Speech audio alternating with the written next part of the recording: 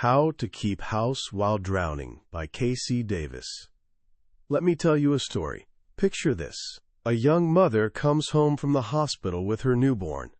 She's got a whirlwind of a toddler bouncing off the walls. And oh yeah, the entire world has just slammed into lockdown because of a global pandemic. She's alone, she's tired beyond words, and she's barely keeping it together. And then there's the laundry room.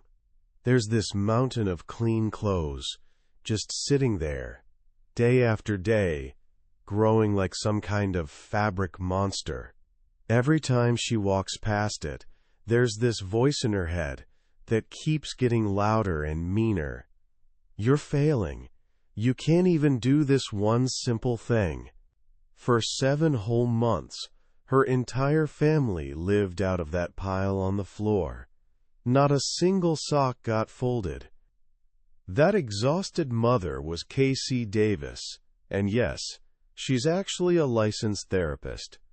That overwhelming, soul-crushing experience became the spark for something incredible, a book called How to Keep House While Drowning. But here's the thing, this isn't your typical 10 tips for a tidy home kind of book. It's not even really about cleaning at all. It's about compassion. It's a lifeline for anyone who's ever stared at a messy room, a mountain of dishes, or realized they haven't showered in days and felt that awful wave of shame wash over them. It's for anyone who's ever looked at what some people call a depression nest and thought, how am I failing at something everyone else finds so easy? And here's what I'm going to give you today. By the time we're done, you're going to have the tools to silence that mean, critical voice that won't stop judging you. You're going to understand something that might actually change your life. The state of your house has absolutely nothing to do with your worth as a human being. And you'll have a gentle, compassionate roadmap to help you feel functional again, one tiny, kind step at a time. This is about giving yourself permission to just be human. So take a deep breath, let go of all those shoulds and supposed tus. Let's jump in. Most of us are walking around with this heavy, invisible rule book. We don't even remember who gave it to us, but somehow we all know the rules by heart. Rule number 1, good, successful, worthy people have clean homes. Rule 2, productive people matter. Lazy people don't. Rule 3, you have to earn rest by finishing all your work first. So we look at the everyday stuff, the cooking, the cleaning, the laundry, even taking a shower, and we don't see them as just things we do. We see them as a test, a moral scorecard. When the house is clean, we get an A, and we feel like a real adult for a hot minute. When it's messy, we get an F and feel like a complete failure. This is the game we're all playing, and honestly, it's painful, it's exhausting, and it's totally unwinnable. Because these tasks, what the author calls care tasks, they literally never end. And inside our heads, this scorecard creates this awful little drama between two characters. First, there's the inner bully. That's the voice that screams at you when you see the mess. Look at this disaster, you're so lazy. How did you let it get this bad? And who's the bully yelling at? It's yelling at your little self. That's the quiet, hurt part of you that just absorbs all that shame. It whispers, "What's wrong with me? Why can everyone else handle this? I'm such a failure." This is literally an abusive relationship happening entirely in your own mind. And it's what's actually causing you to suffer. It's not the pile of laundry that's killing you. It's the story you're telling yourself about what that laundry means. This is where Casey Davis comes in and just throws the whole rulebook in the trash. She offers one foundational truth that's so simple, yet so completely revolutionary, it can change everything. Ready for it? Care tasks are morally neutral. Just let that sit with you for a second. Doing the laundry isn't good. Not doing the laundry isn't bad. It's just laundry. It has no more moral weight than breathing. A sink full of dishes doesn't mean you're a terrible person. Maybe it just means you cooked 3 amazing dinners for your family this week. A messy floor doesn't mean you're disgusting. It's just a floor. These tasks are functions, not virtues. You're not a failure because you can't keep up with laundry. Laundry is morally neutral. When you really start to believe this, your entire inner world shifts. That old, shame-filled rulebook becomes useless, and you can start writing a new one based on these beautiful, compassionate principles. The author calls them the 6 pillars of struggle care. The first one, and the most important, is what we just talked about. Care tasks are morally neutral. From that flows the second pillar, you deserve kindness, regardless of how well you're functioning. Really think about that. You don't have to clean your room to earn the right to be treated with compassion. You don't have to check everything off your to-do list before you're worthy of love. You deserve kindness right now, exactly as you are, whether you're crushing it or can't get out of bed. The author discovered that what actually motivated people wasn't some clever hack. It was gentle permission to be struggling. It was kindness that finally got them moving. Imagine what could happen if we gave that kindness to ourselves. This takes us straight to the third pillar, which destroys another one of those cruel old rules. The third pillar is, rest is a right, not a reward. So many of us feel like we can't sit down, can't relax, can't have any fun until all the work is done. But the work is never done. So we either burn ourselves out completely, or we try to rest, while the inner bully screams that we're lazy and don't deserve it. The truth is, rest isn't a luxury. It's a basic human need, just like food and water. You don't earn it. It's your right. In fact, resting is responsible, because rest is what gives you the energy to actually function. And that brings us to the fourth pillar. Shame is the enemy of functioning. Society teaches us that shame is a good motivator, that if we just feel bad enough about ourselves, we'll finally get our act together. But Casey Davis reveals this is a total lie. Shame doesn't motivate, it paralyzes. When you look at a task and feel shame, your brain registers it as pain.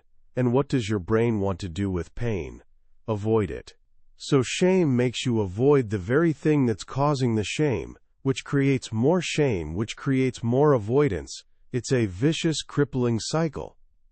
The only way out is to remove shame from the equation entirely. So if the goal isn't a perfectly clean house, what is it?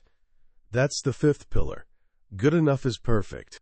This is about ditching the all-or-nothing thinking that keeps so many of us stuck.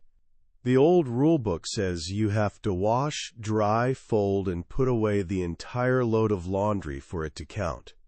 The good enough is perfect rule says washing just 3 pairs of underwear so you have something clean tomorrow is a complete victory. It's about shifting from a moral perspective to a functional one.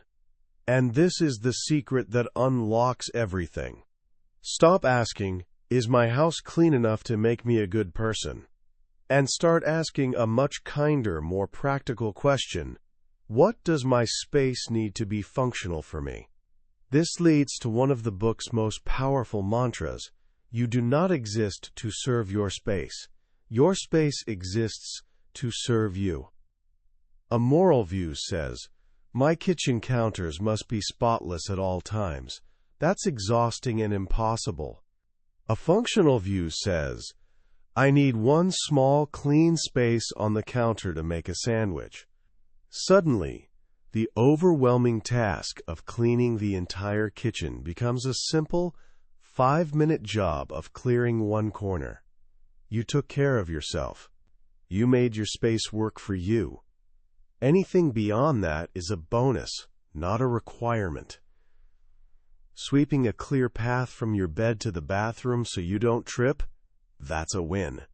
Wiping down just the part of the mirror you actually look at? That's a win. Good enough is perfect. This philosophy extends to a broader, incredibly important 6th pillar. You can't save the rainforest if you're depressed. This is about harm reduction. In a perfect world, we'd all be eco-friendly, shop locally, and make everything from scratch. But when you're barely surviving, you're not choosing between using a paper plate or a ceramic one. You're often choosing between eating off a paper plate or not eating at all.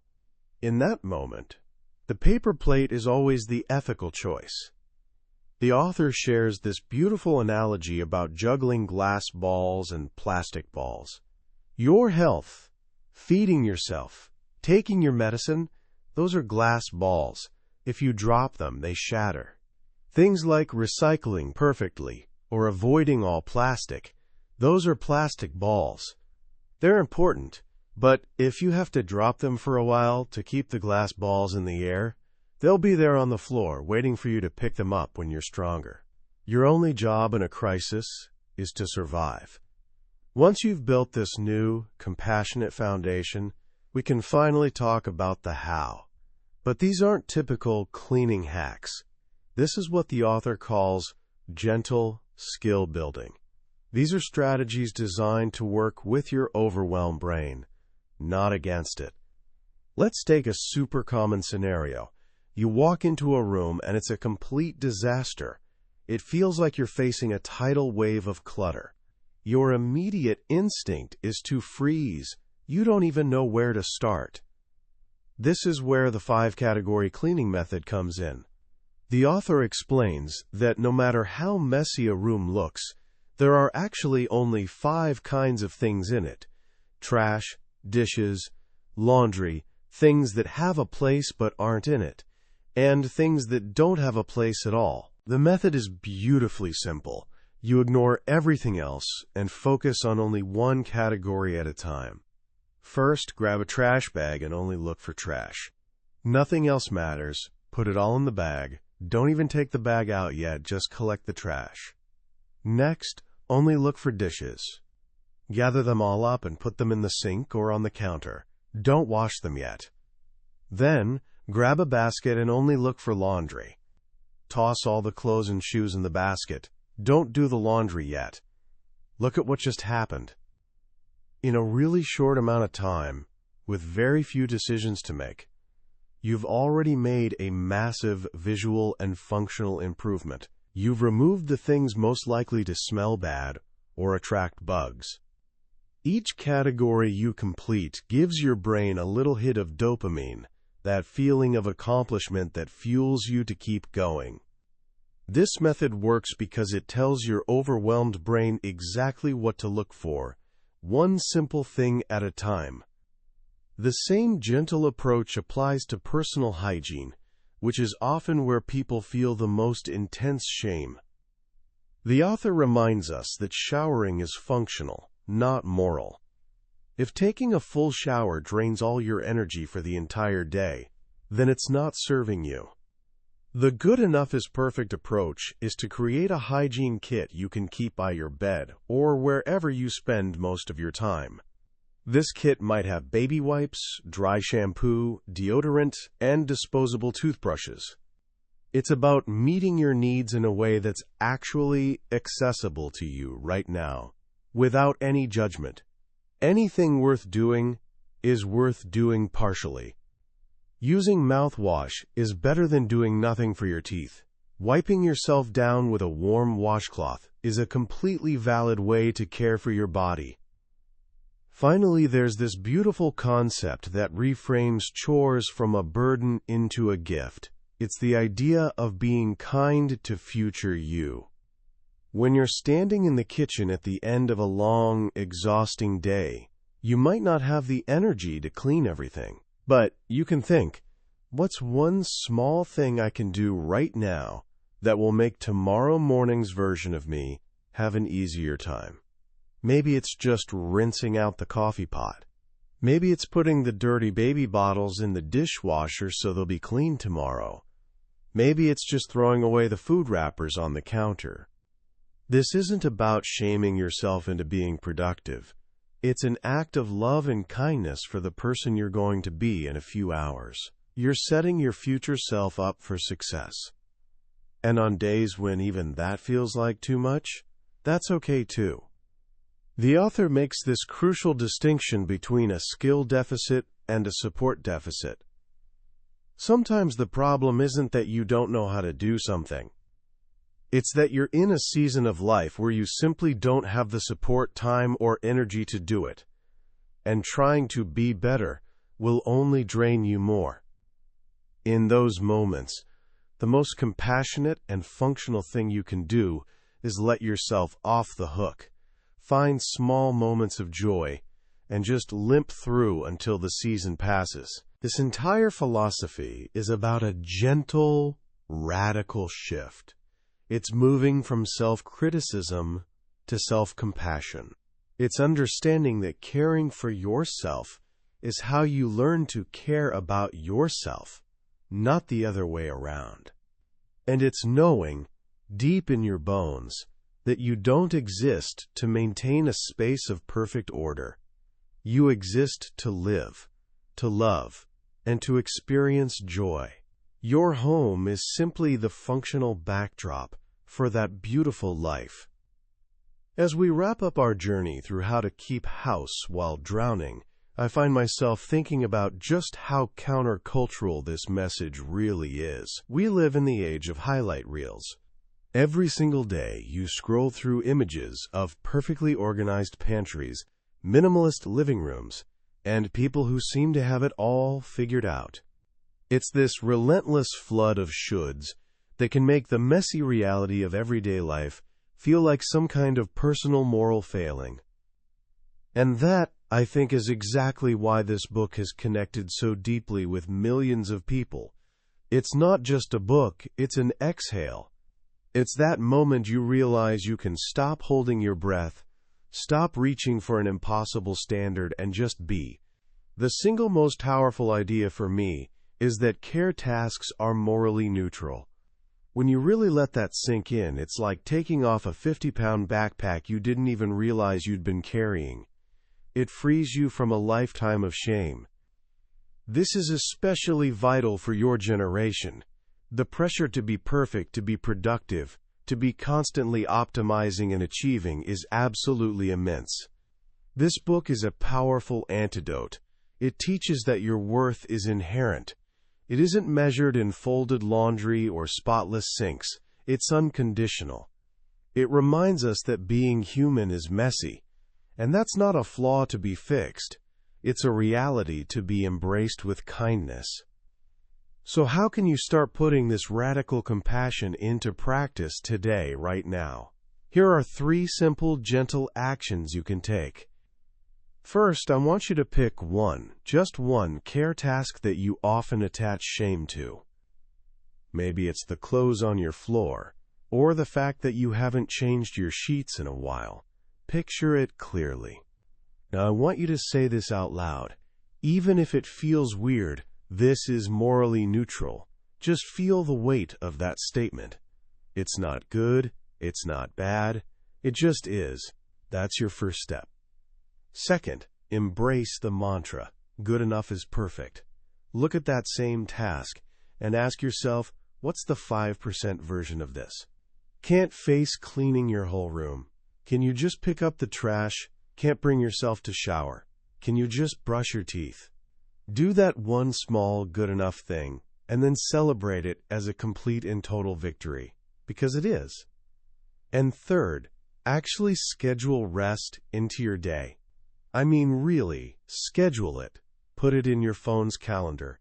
3 p.m. to 3:15 p.m. Sit and do nothing. Treat it like the most important appointment of your day, because it just might be. Remember, rest isn't a reward you have to earn. It's a right you're entitled to, and it's the fuel for everything else you do. That was our deep dive into How to Keep House While Drowning by Casey Davis. We've certainly touched on the core principles today, but I'll be honest with you. A summary can only ever be a map. The real treasure is found when you walk the path yourself. The true magic happens when you read the book and a certain story or a simple phrase connects with you in a way you never expected. This overview is here to help you see if this book's path is one you want to walk. If anything we've talked about today has struck a chord deep inside you, I really encourage you to grab a copy. Reading it isn't just about learning. It's an experience that can genuinely change the way you speak to yourself for the rest of your life. Also, if you found this summary valuable and it brought you a little bit of peace or a new perspective, please do me a small favor and hit that like button and subscribe to the channel. That way you won't miss our next journey into another life-changing book. Let's keep learning and growing together.